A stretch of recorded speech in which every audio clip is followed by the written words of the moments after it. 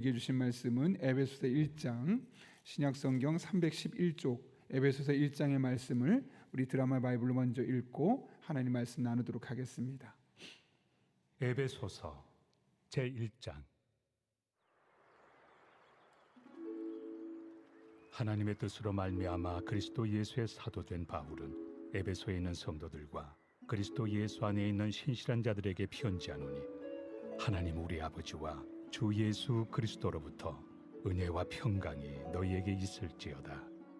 찬송하리로다. 하나님 곧 우리 주 예수 그리스도의 아버지께서 그리스도 안에서 하늘에 속한 모든 신령한 복을 우리에게 주시되, 곧 창세전에 그리스도 안에서 우리를 택하사 우리로 사랑 안에서 그 앞에 거룩하고 흠이 없게 하시려고 그 기쁘신 뜻대로 우리를 예정하사 예수 그리스도로 말미암아 자기 아들들이 되게 하셨으니, 이는 그가 사랑하시는 자 안에서 우리에게 거저 주시는 바 그의 은혜의 영광을 찬송하게 하려는 것이라. 우리는 그리스도 안에서 그의 은혜의 풍성함을 따라 그의 피로 말미암아 속량 곧 죄의 사함을 받았느니라.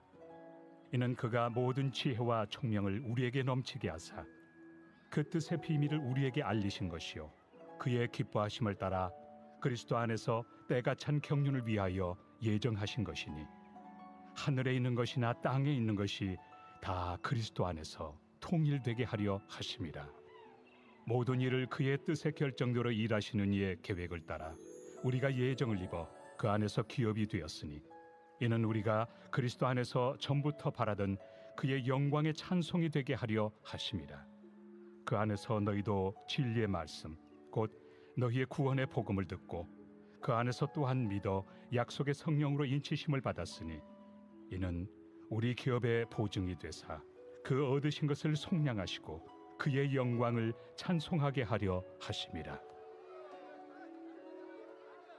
이로 말미암아 주 예수 안에서 너희 믿음과 모든 성도를 향한 사랑을 나도 듣고 내가 기도할 때에 기억하며 너희로 말미암아 감사하기를 그치지 아니하고, 우리 주 예수 그리스도의 하나님 영광의 아버지께서 지혜와 계시의 영을 너희에게 주사 하나님을 알게 하시고 너희 마음의 눈을 밝히사 그의 부르심의 소망이 무엇이며 성도 안에서 그 기업의 영광의 풍성함이 무엇이며 그의 힘의 위력으로 역사하심을 따라 믿는 우리에게 베푸신 능력의 지극히 크심이 어떠한 것을 너희로 알게 하시기를 구하노라.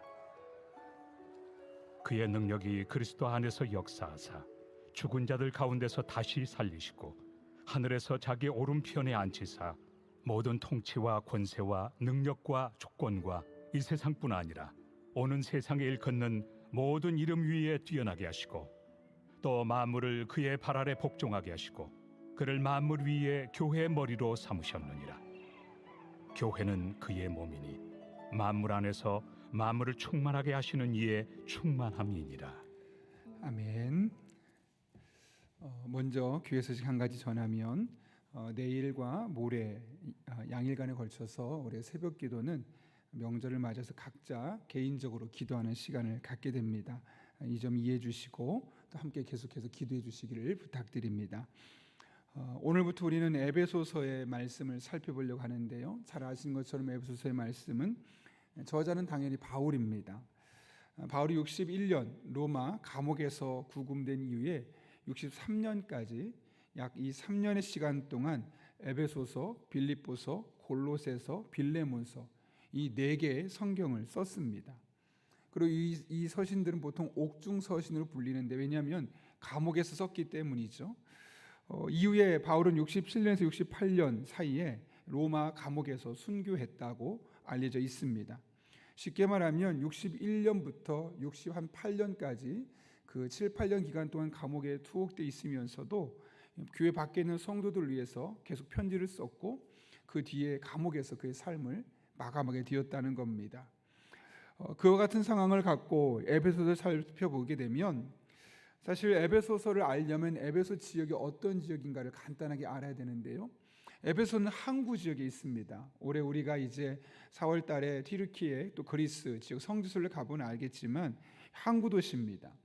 여러분 부산을 가보신 분 아실 겁니다. 부산이 항구 도시면서 제2의 서울이라고 말할 정도로 많은 사람이 모이고 돈이 모이고 이것이 바로 부산인 것처럼 당시 에베소도 항구 도시였기 때문에 많은 돈이 모이고 또 사람들이 몰리는 곳이었습니다. 그럼 자연스럽게 따라오는 것이 무엇일까요? 물질적인 풍요가 있겠죠. 또 하나는 타락입니다. 도덕적인 타락이 필수적으로 따라오게 되어 있습니다. 현존하는 광고 중에 가장 오래된 광고가 있다면 이 에베소 지역의 금속판에다가 사람 발 모양을 찍어 놓고 이렇게 써 있습니다. 이보다 작은 사람은 들어오지 마시오. 그러니까 발 모양 크기를 해놓고 이보다 작은 사람은 들어오지 말라. 이게 무슨 말일까요, 여러분? 이 발 크기만한 나이가 안 됐다면 들어오지 마시오. 오늘날로 말하면 미성년자 출입 금지라는 겁니다. 그럴 정도로 그 지역이 아주 많은 이 성적으로 황폐하고 도덕적으로 문제가 많은 일들이 있었다는 겁니다.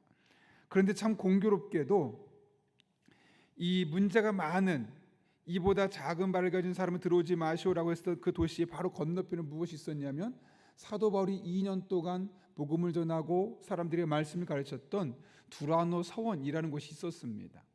먼 곳에 있으면 별 영향을 받지 않겠는데 눈만 뜨면 들어갈 때마다 늘 보이는 게 뭐냐면 길 건너에서 그 아무나 들어오지 말라는 이보다 작은 발을 가진 사람은 들어오지 말라는 그 문장을 보면서 그 안에서 이루어지는 모습을 보면 어땠을까요? 흥청망청 먹고 마시고 즐기고 마치 그 순간이 이 세상의 최고의 쾌락을 즐거움을 느끼는 것처럼 그것을 볼 때 이 두라노 서원에 오고 다녔던 사람들은 어떤 마음을 느꼈을까요? 참 많은 유혹이 됐을 겁니다. 이곳에 들어가면서 말씀을 공부하고 나는 말씀대로 살 거야. 때로는 절제하고 때로는 하나님 앞에서 신실하게 살 거야. 이렇게 노력하고 있는데 딱 나올 때 들어갈 때 보면 저쪽에서는 밤새 술 마시고 놀다가 비틀비틀거리는 사람이 있고 또 저녁 때 나올 때쯤 되면 음악 소리와 함께 웃고 떠드는 소리, 모든 기쁨을 다 누리는 사람처럼 살아가는 모습을 보며 어땠을까요, 여러분? 이 에베소 사람들, 특별히 에베소에 있었던 이 기독교인들에게는 그들의 모습을 보면서 이상하다고 보기도 했지만 한편으로는 부럽기도 했던 겁니다. 마치 저곳에 내가 경험하지 못한 진짜 기쁨인 것은 아닐까? 나처럼 지나친 금욕을 하는 것이 오히려 안 좋은 것은 아닐까? 때로는 저들과 함께 어울려서 먹고 마시면서 저들의 문화에 동화되어서 그것을 누리는 것도 또 다른 하나님이 우리에게 주신 행복의 요소가 아닐까? 막 늘 이런 씨름이 생길 수밖에 없었던 것이 에베소 교회 교인들이 갖고 있었던 생각입니다. 뿐만 아니라 에베소 사람들은 아르테미스라는 여신을 섬겼어요. 제우스의 딸로 알려져 있는데 시커먼 온몸에 소의 음낭이 많이 달려있는 아주 귀괴한 괴상한 몸을 갖고 있는 신입니다. 신전 길이가 130m가 되고 폭이 70m, 높이가 18m 이를 만큼 엄청난 크기고 오늘날의 축구장보다 더 넓다고 합니다. 이게 무엇을 의미할까요, 여러분? 이 지역에 에베소에 있었던 사람들이 아르테미스를 얼마나 진심으로 열심으로 섬겼는지, 얼마나 그들의 존재를 소중하게 생각했으면 그렇게 넓게 신전을 지었을까 하는 것을 우리가 알 수 있는 것이죠. 그런 모습을 보면서 에베소 교회 교인들은 그들의 자유분방한 모습, 다 누리고 있는 그 모습을 보면서 그들의 마음속에 불편했던 겁니다. 우린 이거 해야 됩니다. 때론 이거 하지 말아야 합니다. 이런 말을 들으며 절제하며 신앙생활하고 있는데 에베소 지역의 불신자들의 모습은 너무너무 부러울 수밖에 없었던 것이죠. 그런 풍조 속에서 왜 우리가 이렇게 살아야 하는가? 아니 왜 우리가 그렇게까지 살아야 하는가? 남들처럼 먹을 거 다 먹고 하고 싶은 거 다 하고 그리고 나서도 신앙생활을 얼마나 잘할 수 있지 않을까? 이런 마음을 갖고 있었던 이 에베소 교회 교인들에게 뭐라고 말하냐면 우리는 왜 이렇게까지 살아야 합니까? 왜 이렇게 살아야 하는지를 답해 주는 것이 바로 에베소서의 말씀이라는 겁니다. 너희가 어떤 사람인 줄 아니? 너희는 바로 이런 사람이야. 그것을 알게 되면 에베소 교회에 있는 에베소 지역에 있는 사람들의 그런 행동들 쾌락을 추구하고 즐거움과 지금 순간의 모든 것이 마치 모든 것인 양 즐기는 그들을 불화하지 않을 수 있다는 것이죠. 따라서 에베소서는 물질 만능주의와 인간의 본능이 지배하고 있는 이 세상에서 예수님을 믿지 않는 이들은 어떤 삶을 살아야 하는가에 대한 질문을 또 그에 대한 답을 우리에게 던져주고 있는 겁니다. 에베소서를 보통 우리가 교회론을 책이라고 합니다. 교회는 도대체 무엇인가에 대해서 이야기한다고 하죠. 그래서 많은 분들이 교회론이니까 이 교회 건물을 어떻게 잘 유지할 수 있을까라고 생각하지만 사실 성경은 교회를 믿는 이들이라고 말합니다. 우리가 바로 교회라는 것이죠. 따라서 어쩌면 에베소서의 교회론은 건물이 교회론이라기보다는 그 건물 안에 살아가는 우리 그래서 교회론이라고 하면 저는 굳이 말을 붙인다면 성도론이라고 말을 붙이고 싶습니다. 성도는 도대체 어떤 사람인가? 성도는 이 세상에서 어떻게 살아가야 하는가에 대한 해답을 주고 있는 것이 바로 에베소서라는 것이죠. 그런 의미에서 어쩌면 오늘날 우리에게 가장 적합한 말씀이 에베소서의 말씀일 수 있습니다. 왜냐하면 오늘날 우리가 살아가는 세상이 결코 에베소서 당시의 세상의 모습과 다르지 않다는 것, 굳이 말하지 않아도 여러분은 아마 능히 이해하고 있을 거라 생각하기 때문에 그렇습니다.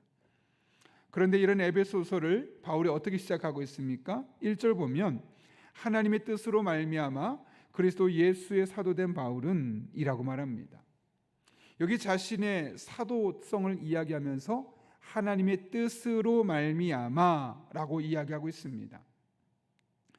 사실 이 에베소 교회 성도들은 바울이 개척한 교회이기 때문에 나 바울은이라고 해도 얼마든지 알 수 있는 상황입니다. 그런데 바울은 하나님의 뜻으로 말미암아라는 표현으로 시작하고 있죠. 물론 이것은 두 가지 의미가 있을 겁니다. 첫 번째로는 사도권, 바울의 사도권에 대해서 희미하게 의심하고 있는 그들에게 확신을 심어주기 위해서였기 때문일 겁니다. 더 중요한 것은 사실 두 번째입니다.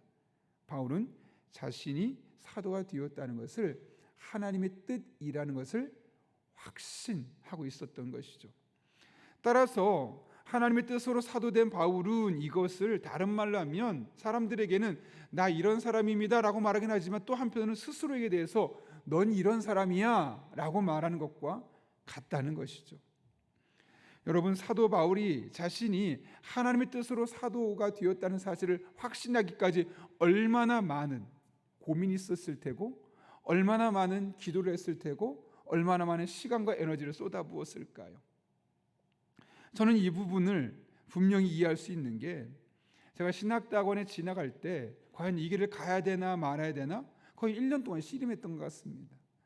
저 같은 성격이 보통 남에게 이런 거 이야기하는 형편도 아닌데 너무너무 궁금해서 아는 목사님께 여쭤보기도 하고 내가 정말 하나님께 부르심 받았다는 것, 소명 받았다는 것을 어떻게 할 수 있습니까?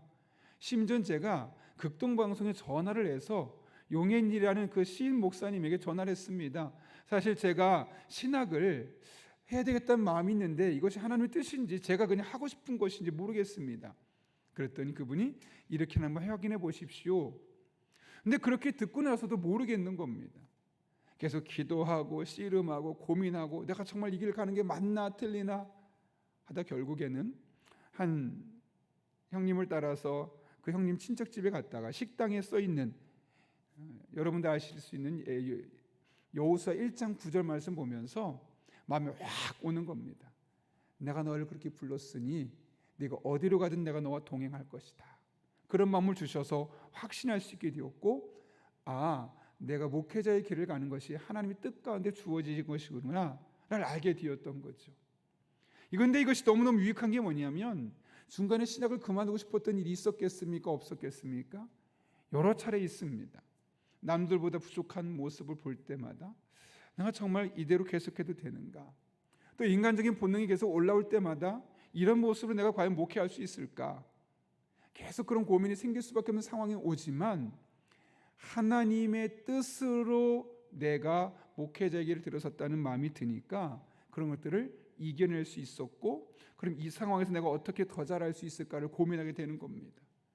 만약 하나님의 뜻이었다는 사실을 확인할 수 없었다면 그런 중간중간에 아닌가 보다 하고 포기했을 텐데 하나님이 이곳을 뜰 있어서 보내셨으니 그러면 고민이 있어도 문제가 있어도 그 문제를 하여금 잘 해결하라고 풀어가라고 하나님이 내게 주시는 기회일 수 있겠구나. 똑같은 상황에서 바라보는 관점이 달라지는 것이죠. 오늘 바울에게 하나님의 뜻으로 말미암아 자신이 그리스도 예수의 사도 되었다고 말한 이 고백이 그래서 얼마나 큰 고백인지를 우리가 깨닫게 되는 겁니다. 중요한 것은 바울에게는 하나님의 뜻이 중요했다는 거죠. 내가 일을 하느냐 안 하느냐가 중요한 것이 아니라 하나님의 뜻 안에 내가 일을 한다 안 한다, 이 사실이 훨씬 더 중요한 겁니다.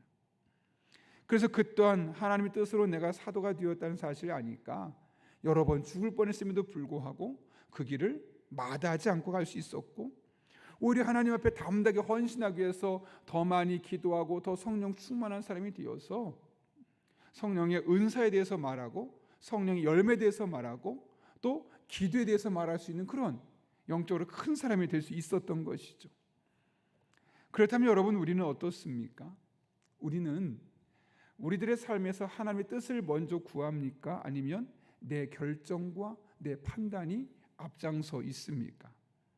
이건 사소한 일이니까, 작은 일이니까, 늘 반복되는 일상이니까 이쯤은 내가 결정해도 되지 뭐. 또 어떤 일은 너무나 큰 일이니까 계속 고민하고 또 고민하고 고민하다가 스스로가 또 결정하고 끝내지는 않습니까?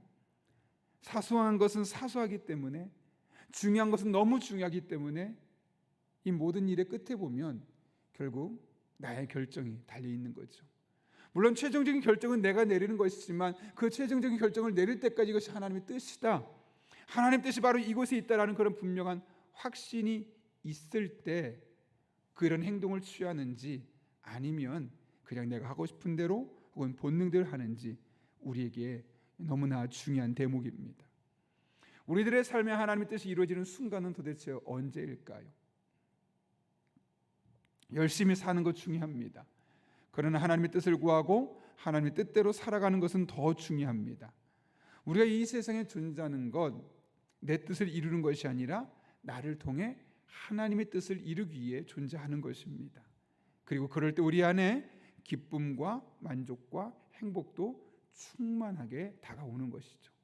하나님의 뜻을 구하고 하나님의 뜻대로 행동할 때 여러분의 삶에 세상이 줄 수 없는 기쁨과 만족과 충만한 행복이 경험될 수 있기를 예수님의 이름으로 축원합니다. 그런가 하면 사도 바울은 3절부터 14절까지 말씀을 통해서 이 땅을 살아가는 그리스도인에게 하늘에 속한 신령한 복이 있다라는 사실을 이야기하고 15절부터는 우리 에베소 교회 성도들을 향한 자신의 기도를 기록하고 있습니다. 이 중에서 3절부터 14절까지 말씀 잠깐 짧게 살펴보면요, 사실 이 에베소서의 말씀은 1절과 2절은 서론이고 3절부터가 본론이죠. 그리고 그것은 하나님께서 우리를 위해서 엄청난 하늘의 복을 주셨다는 사실을 이야기합니다. 본문은 그것을 하늘에 속한 모든 신령한 복이라고 이야기하죠. 그런데 3절을 보시면 사도 바울이 이 하늘에 속한 모든 신령한 복을 설명하면서 어떤 단어로 시작합니까? 우리 3절 같이 읽겠습니다. 시작. 찬송하리로다 하나님 곧 우리 주 예수 그리스도의 아버지께서 그리스도 안에서 하늘에 속한 모든 신령한 복을 우리에게 주시되. 여기 보면 찬송하리로다 라는 말로 시작합니다. 하나님께서 우리 계신 그 복을 생각하니까 가장 먼저 뛰쳐나오는, 입에서 튀어나오는 단어가 무엇이라고요? 찬송이라는 겁니다. 하나님을 찬송할 수밖에 없다는 것이죠. 한 번이 아닙니다. 5절, 6절 끝부분을 보면 그의 은혜 영광을 찬송하게 하려는 것이라, 또 12절 보면 영광의 찬송이 되게 하려 하심이라, 14절 그의 영광을 찬송하게 하려 하심이라. 사도 바울이 하늘에 속한 그 신령한 복이 있다는 사실을 깨닫고 나서 가장 먼저 튀어나왔던 단어는 찬송입니다. 하나님 찬송 받으시옵소서. 그런데 여기 잘 보게 되면 이 하늘의 신령한 복이라는 말을 쓴 걸 볼 때 그 말을 거꾸로 하면 하늘에 속하지 않은 신령하지 않은 복도 있다는 것을 우리에게 의미하고 있는 것 아닐까요? 사실 엄밀히 말해서 이 세상 많은 사람들이 추구하고 있는 것은 하늘에 있는 신령한 복보다는 하늘에 속하지 않은 신령하지 않은 복들을 더 구합니다. 예컨대 더 많은 재산, 더 많은 명예, 더 큰 성공, 더 나은 건강 등등등. 하늘에 속하지 않은 신령하지 않은 것들을 우리는 더 추구하는 경향이 우리 안에 있습니다. 그런데 사도 바울은 그런 것들은 조금 부족해도 하늘에 속한 신령한 복만 생각하면 할수록 그 마음속에 감격스러워 하나님을 찬송할 수밖에 없었다는 거죠. 그렇다면 사도 바울을 그렇게 감격하게 만들었던, 찬송할 수밖에 없게 만들었던 그 하늘에 속한 신령한 모든 복이 무엇일까요, 여러분? 오늘 본문 4절부터 5절까지 말씀 보면 4절에 우리를 택하사라고 말했죠. 5절에 우리를 예정하사 예수 그리스도로 말미암아 자기의 아들들이 되게 하셨으니 라고 이야기합니다. 이게 무슨 말일까요, 여러분? 우리를 구원하셨고, 그러니까 우리를 예정하셨고 구원하셔서 하나님의 자녀가 되게 하신 것, 이것이 하늘에 속한 모든 신령한 복이라고 말씀하고 있는 것이죠. 그리고 그것은 7절을 보면 속량 곧 죄의 사함을 받았느니라 라는 말씀을 통해 죄로 인해 죽을 수밖에 없는 우리를 구원하신 예수 그리스도의 그 은혜가 얼마나 큰 복인지를 우리에게 말씀하고 있는 겁니다. 우리가 구원받은 것이 하나님을 찬송할 수밖에 없는 최대의 복이라는 것이죠. 근데 사실 우리 이 복이 크게 다가오지 않습니다. 왜냐하면 우리도 모르게 자연스럽게 이 세상에 태어난 것처럼 구원받은 것이 너무나 쉬웠고 너무나 자연스럽게 우리에게 받아들여졌기 때문에 그렇습니다. 그러나 만약 여러분이 북한에서 태어났다면, 여러분이 하나님을 절대 모르는 곳 태어났다면, 아니 예수 믿는 사람을 핍박하는 나라에서 태어났다면 예수님을 믿게 되었다는 것이 얼마나 큰 복인지 깨닫게 될 겁니다. 아니 여러분의 부모님이 이단이었거나, 그래서 여러분이 태어나면서부터 어쩔 수 없이 이단 안에서 자랄 수밖에 없는 환경이었다면 예수 믿게 된 것이 자연스럽다는 것이 얼마나 큰 복인지 알게 될 겁니다. 옛날에는 신천지 하면 그냥 나이 든 사람들, 어른들만 이 신천지의 포섭의 대상이었는데 10년, 20년 시간이 지나면서 어느덧 그 가정에서 태어나는 아이들이 이만희를 마치 주님 모시듯 섬기고 그를 찬양하는 모습 보면서 몇 년 전에 큰 충격을 받았습니다. 여러분, 그런 가정에서 여러분이 만약 태어나고 여러분의 자녀들이, 여러분의 손주가 그렇게 태어났다면 얼마나 가슴 아프겠습니까? 예수 믿는다는 거 얼마나 큰 복인지 이젠 굳이 말하지 않아도 우리가 기억할 수 있을 만큼 우리가 예수님 믿게 되었다는 것, 그렇게 신앙생활할 수 있게 되었다는 것, 정상적인 교회를 다닐 수 있다는 것, 이게 얼마나 큰 복인지를 우리가 깨달을 수 있어야 되고, 이걸 생각할 때마다 하나님 감사합니다, 하나님 이런 하나님을 찬송합니다, 감격할 수밖에 없지 않을까요? 너무나 자연스럽기 때문에 나 예수님 믿었지, 교회 다니지, 신앙생활 하지. 어쩌면 여러분에게 너무나 자연스러운 그 일상적인 신앙생활은 누군가 그토록 하고 싶지만 할 수 없는 그런 부분일 수 있다는 거죠. 그런 의미에서 우리에게 가장 필요한 것이 무엇일까요, 여러분? 사도 바울과 같은 감격 아닐까요? 나 같은 사람이 구원받았네, 내가 신앙생활할 수 있다는 것, 내가 교회 다닐 수 있다는 것, 정상적인 교회에서 신앙생활하며 기도하며 하나님을 찾으며 하나님의 은혜를 구하며 이렇게 믿음 생활할 수 있다는 것, 하나님을 찬송할 수밖에 없는 일 아닐까요? 저는 바라기를 여러분 한 분 한 분에게 이 구원의 감격이 회복될 수 있기를 바랍니다. 예수님을 믿게 되었고 그 예수님과 함께 살고 있는 이 시간이 비록 다른 사람만큼 더 많은 성공을 누리지 못한다 할지라도, 다른 사람만큼 건강하지 못한다 할지라도, 그래도 예수님을 알고 그분 안에 살아가는 삶이 얼마나 귀하고 복된 것인지를 잘 깨닫고 이 구원의 감격이 회복되고 그 안에서 영적인 기쁨을 누리는 저 여러분 될 수 있기를 예수님의 이름으로 축원합니다. 함께 기도하겠습니다. 거룩하신 아버지 하나님, 하늘에 속한 신령한 복이 있지만 많은 사람들은 하늘에 속하지 않은, 신령하지 않은 복들을 구하는 시대를 살아가고 있습니다. 이런 시대 우리는 하늘에 속한 신령한 복을 받은, 구원받은 하나님의 자녀들로서 그 구원의 기쁨과 감격 속에서 늘 입술에 찬송이 나오고 늘 입술에서 감사가 나오고 그렇게 감격할 수밖에 없는 신앙생활이 우리의 신앙이 될 수 있도록, 그런 신앙으로 회복할 수 있도록 우리를 붙들어 주시고 인도하여 주옵소서. 이 새벽에 기도할 때 이 구원의 감격으로 함께할 줄로 믿사오며 예수님의 이름으로 기도하옵나이다. 아멘. 이 시간 주님께서 가르쳐준 기도 함께하겠습니다. 하늘에 계신 우리 아버지, 아버지의 이름을 거룩하게 하시며 아버지의 나라가 오게 하시며 아버지의 뜻이 하늘에서와 같이 땅에서도 이루어지게 하소서.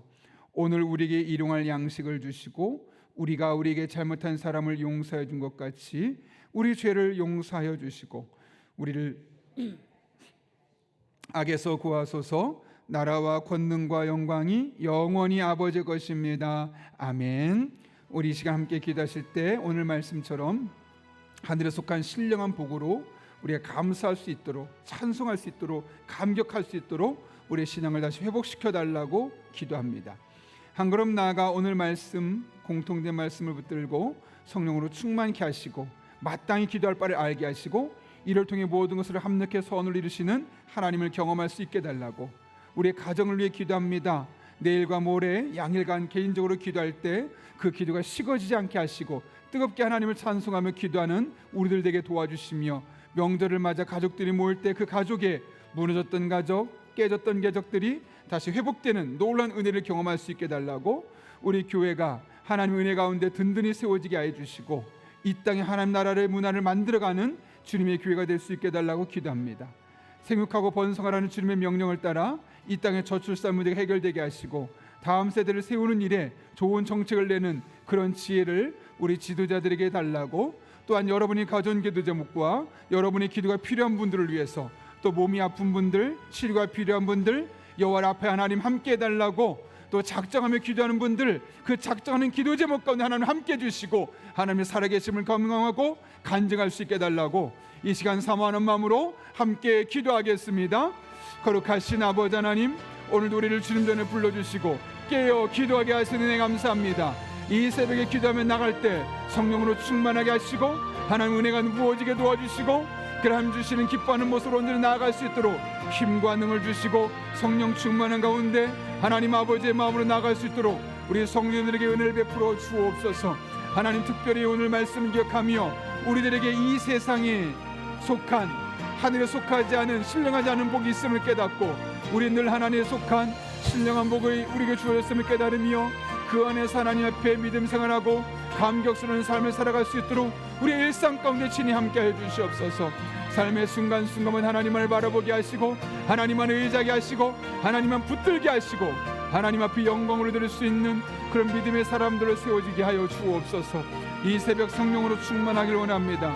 하나님 아버지, 특별히 하나님 말씀 붙들고 나갈 때 우리 안에 구원의 감격이 회복되게 도와주시고 그렇게 우리가 하늘의 신령한 복을 받은 사람이라는 사실을 다시 한번 깨닫게 하시고 감격스러워하게 하시고 우리의 삶의 기쁨이 회복될 수 있도록, 충만한 행복이 회복될 수 있도록 주님 은혜 베풀어 주옵소서. 그렇게 주님과 동행하는 삶, 주님의 영광 위한 삶이 우리 성도들의 삶의 일상이 되게 하시고 그렇게 하나님 기뻐하는 삶으로 나아갈 수 있도록 주여 인도하여 주옵소서. 하나님과 함께 호흡하며 하나님 영광에 나아가길 원합니다.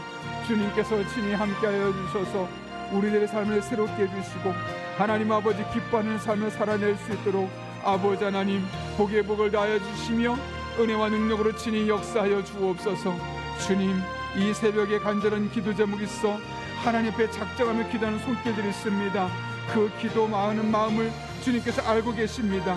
어떤 기도 제목으로 어떻게 기도하고 있는지 하나님은 다 알고 계십니다. 어떤 마음으로 기도하고 있는지 알고 계십니다. 그 모든 기도 헛되지 않게 하시고 부족한 종이 이 기도 제목 붙들고 함께 기도할 때 기도로만 끝나지 않게 하시고 기도 제목으로만 끝나지 않게 하시고 응답이 되게 하시고 하나님께 영광 돌릴 수 있도록 주님 역사하여 주옵소서. 하늘의 신령한 복을 함께 도와주시고 아버지 이 땅 기름진 것으로 충만케 하시고 그렇게 주님과 함께 호흡하며 주님의 영광에 쓰임받는 그런 믿음의 사람들을 되어줄 수 있도록 주님께서 함께하여 주옵소서. 이 새벽에 깨우는 우리 성도 한 사람 한 사람 성령 충만하게 하시고 그렇게 하나님 아버지 기뻐하는 삶을 이 한 주도 살아낼 수 있도록 주님 인도하여 주옵소서.